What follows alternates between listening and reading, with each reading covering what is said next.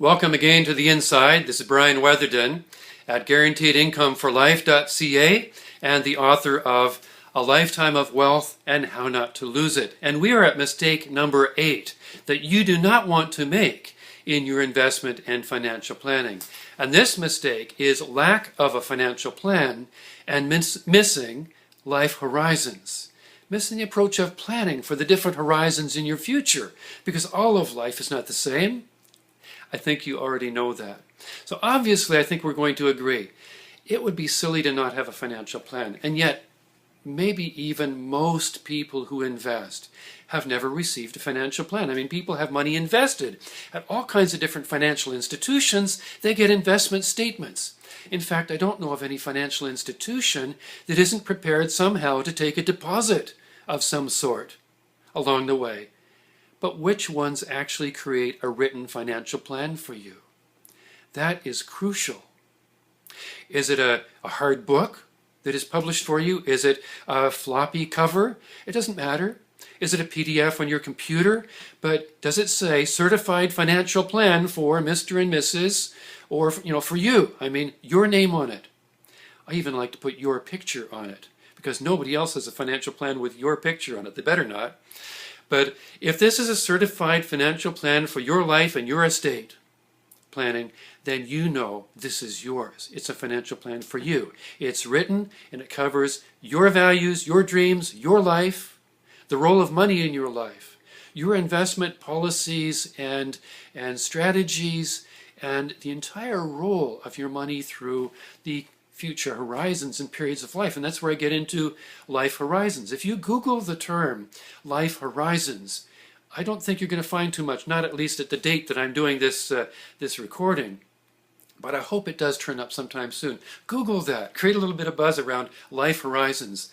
I don't want people missing the sense, and I don't want other advisors to be missing the sense that there are different seasons of life. So a lot of people here are 50 plus. If you're 30 plus, just think, okay, well, you've got young kids, maybe you've got a mortgage, and you can think, okay, there's going to be a time when I pay off the mortgage, time when the kids get older, time when kids leave home, and so on. You can see that there are different stages. There'll be a day someday when I retire.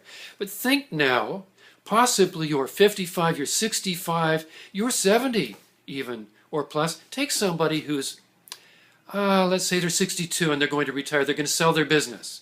Or let's say they're 64, 65, 66, they're thinking about their pension plan, and they're saying, okay, what I want right now is I'm going to go through this particular financial transition where I'm going to have the value of my business now as an investment account, or I'm going to have the value of my pension either as a pension plan or as a personalized, privatized pension plan with the value that I want to create for my future. Now, what's this look like in terms of life horizons? It says, I want to have the freedom to enjoy life the way I choose in my earliest years. If you're looking at the book or in the website, you're going to see a graphic there that says, I want to increase my spending in those earlier years. I mean, that's when I want to do the most traveling. I want to spend in a number of ways through, I don't know, the first 5, even 15 18, 20 years of my retirement. I want to do a lot of things. There is a time that comes for a lot of people when they'll be telling the stories, they'll be flipping through the pictures, and they'll be at home more, remembering the times when they were spending more money. But this becomes a more sedentary period of life. They're spending less, and they don't need as much. And so, I mean, the financial planning modules can fit this kind of structure of life planning or life horizons planning.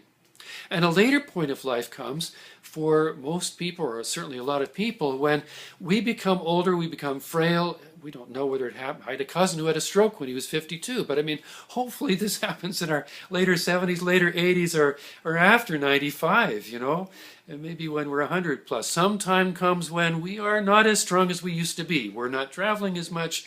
We're maybe becoming frail. Maybe we're needing daily care. Maybe our health costs have become the number one spending in our life. In fact, in the last few years, it becomes 10 times the cost of all the health spending in our life of earlier years. And I can show you more about that.